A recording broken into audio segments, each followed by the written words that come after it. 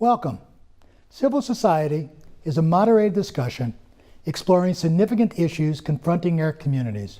By advancing civil dialogue and greater awareness of the critical role nonprofits play in our communities, we honor the passion, persistence, and life-changing results of those who make our community stronger, more inclusive, and more vibrant.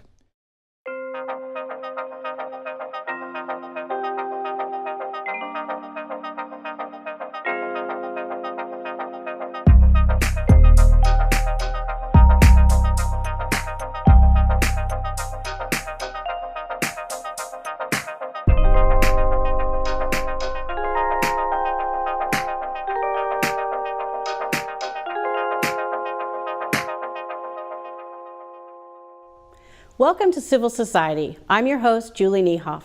Today we're taking on a hot topic in Central Texas, the struggle to make a living if you're a musician in the live music capital of the world. 70% of respondents in the music survey said that they're making less than $10,000 a year from their music.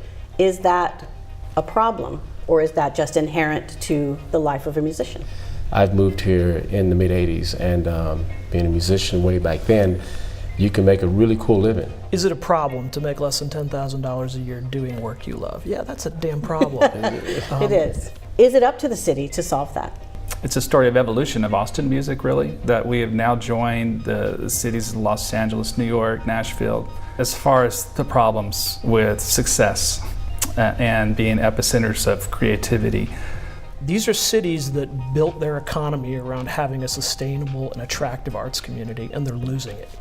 And I think those cities and the private sector both need to step up significantly to protect those assets, or they're gonna be gone, right? There are a lot of great musicians in the city. There are so many musicians that move from other cities to come to Austin to really make it.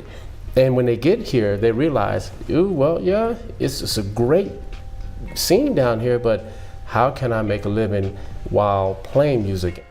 Black Fred is fundamentally an innovative evolution of the old patronage model that has supported symphonies and operas for generations. We're using that plus the best practices of a number of other nonprofits to create funding opportunities for the local musicians in Austin. A recent study published by the University of Texas estimates that there are 79,000 youth and minor victims of sex trafficking in Texas alone. The Refuge is a long-term therapeutic ranch in Bastrop County. It's currently being constructed on 50 beautiful acres that were donated to us by a family here in Austin. Oh, that's nice. Yes, and we will be a refuge for girls that have been rescued out of sex trafficking, minors, girls ages 11 to 17. Well, I read in some of the information I read to get to know you and learn more about you that you went through the CNLM program at ACC, which is the Certificate for Nonprofit Management. Right. What was that experience like for you? Well, that was really wonderful and a catalyst. It was not coincidental that it was at that same time that the family that donated the land came to me and asked if I wanted this 50 acres to build a place for child survivors. So SAFE, Stop Abuse for Everyone, is a merger of Austin Children's Shelter and Safe Place.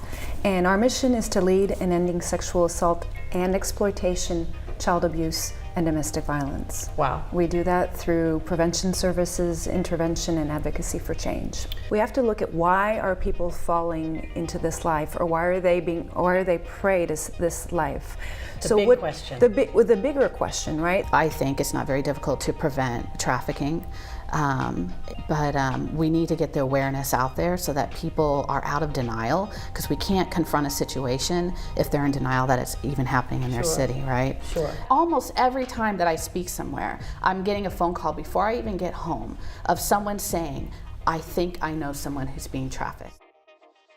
But to hear that we are socioeconomically segregated more than any other city was disappointing for me to hear it, but also jarring. The concern is that it's a prosperous city, and there is a something is happening when it comes to African Americans and their presence in Austin. Yes. So that is the trend line. Right. Yes. So that's a symptom of a much larger problem. Part of it is it's an affordability factor, and that goes into so many different realms, right? And so that's education and seeking better opportunity for their children. That is transportation. One of the things that we are trying to do with our new Office of Equity and Inclusion is to make sure we're engaging the community, because one of the things we know about this divide that you're talking about, it doesn't change without some deliberate and intentional dialogue. And unfortunately, most of us have never learned how to talk about race. It's a hard thing to talk about. Exactly. And our president had the vision to know that if we were going to change anything, if we're going to change those outcomes, that there had to be some entity within the college that had a global scope on what things were going on. One thing that's important to point out is that Dr. Rhodes used his sphere of influence to affect change in his organization. And it's what Tam was saying earlier about you make a decision as an individual how you're going to take action.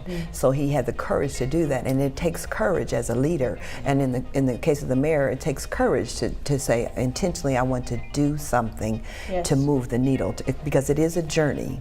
This show was created by the Center for Nonprofit Studies at Austin Community College to take on the hard topics, the problems that are common in communities across the country, issues that government and the business sector cannot or will not solve. To that end, we will continue to talk about these real problems and the people and the organizations working to solve them. Working together, feet on the ground, taking care of each other as best we can, because that is the true essence of community and the purpose of living in a civil society. Until next time, I'm Julie Niehoff. Thank you to my guests today, thank you to Austin Community College, and thank you for watching Civil Society.